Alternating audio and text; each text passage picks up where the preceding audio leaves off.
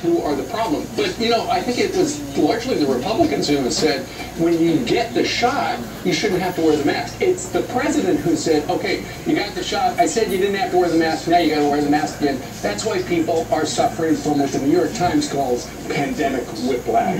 Yeah. We interviewed Vida Duffy just a moment ago, and we're going to hear from her coming up. She's the daughter of Rachel Campos Duffy, and she goes to the University of Chicago, and her biggest concern is crime, because she said she was planning on living there for the summer, but she didn't feel safe, so she has since left for the summer until school starts back. But murders in D.C. are surpassing COVID deaths. In the month of July, nearly 3 to 1. Crime is such an issue, and that's going to be an issue that's extremely important to the voters in the midterm. Chicago Sun-Times, the headline is, listen to this, over 1,000 victims, 126 dead, just 2 convictions, 6 years of mass shootings in Chicago. And that answers the question, you know, why are we seeing all these images day after day where 20, 30, 40 people are shot on a weekend? You know why? Because there's no consequences, because the people know they're not going to get caught.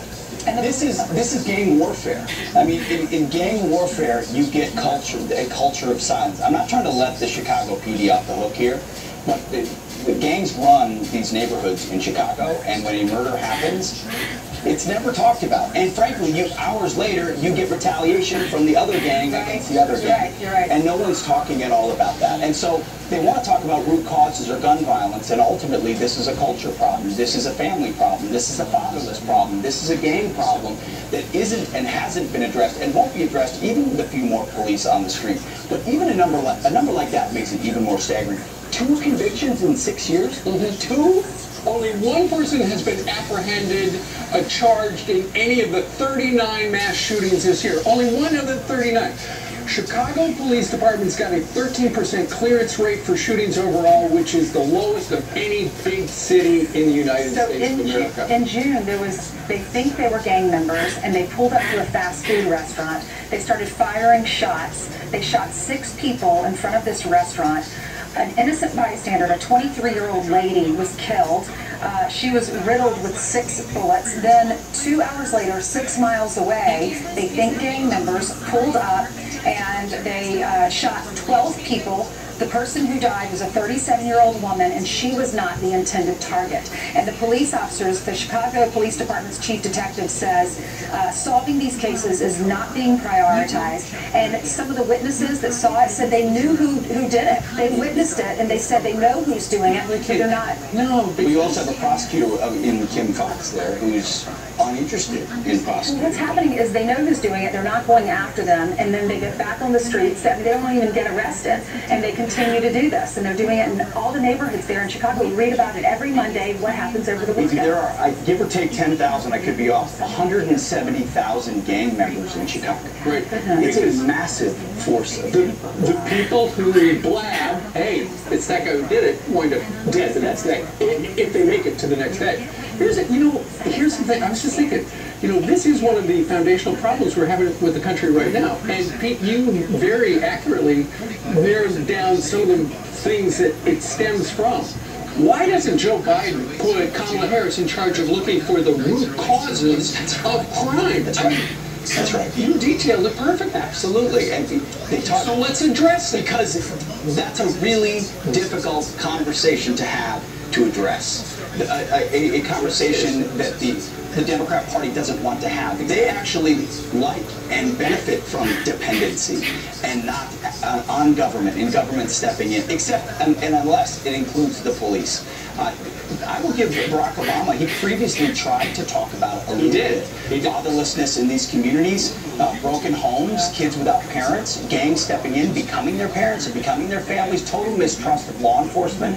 When you think that the police are the bad guys, and you're demonizing them, and the Democrat Party become the party to defund the police, then it's an adversarial relationship completely, not to mention the culture of silence inside. Well, I watched a movie. It was basically a documentary of all these former gang members, and they'd gone to prison, and it talked about how they got into gangs, and it was called The Gang, I think it was called The Gang Was My Father. And it talks about how they got out of the gang, but and getting into the gang, if you're pretty much forced to get in the gang if you live in one of these neighborhoods. I just wish they'd find a way to clean up these neighborhoods and save these kids' lives.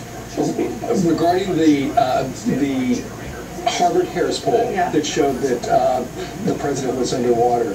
75% of Americans say we need more cops. 72% say they oppose defunding the police. 52% support stop and frisk. And then the outlier regarding law and order, 57% say marijuana should be decriminalized. Well, listen, 363 officers have left Chicago from January to June of this year. 560 retired last year. They don't want to be there because there's so much crime. Lori Lightfoot is the mayor there, and Avita Duffy, who I was talking about earlier, the Chicago, University of Chicago student, she's calling out the mayor for all of this violence. Listen. It's truly heartbreaking. I mean, I go to U Chicago. I'm a senior. This has been my second home for a long time now, and I wasn't able to return this summer in large part due to the rising violence. Lori Lightfoot said that crime is on the decline. That is a flat-out lie. You have murders up 49%. You have sexual assaults up 23%, and as a result, a peer of mine, Max Lewis, just last month, was shot on his way to his summer internship and killed. And before that, in January, there was another student who was killed by a stray bullet in a parking garage. So the situation is very bad. Steve, I'm glad you brought up that number of 75% of people supporting, they don't want to defund the police, they want more police. That's not just white Trump supporters. That's people that live in these communities, black, brown, white, or otherwise, who are traumatized by gang violence constantly, but are forced to stay silent. Because if they do speak up, as you guys have both mentioned, their lives are James Clyburn from South Carolina, he said that message is horrible. Yeah. He supports the police. And the reason I mentioned marijuana, 57% say it should be decriminalized, because it was about 10 days ago we highlighted how the police chief in Washington, D.C. said he sees a direct connection between gun violence and marijuana use in the nation's capital. Yeah. So anyway, well, we've given you a lot of numbers, and now we're going to give you some an update from the Olympics, and this is about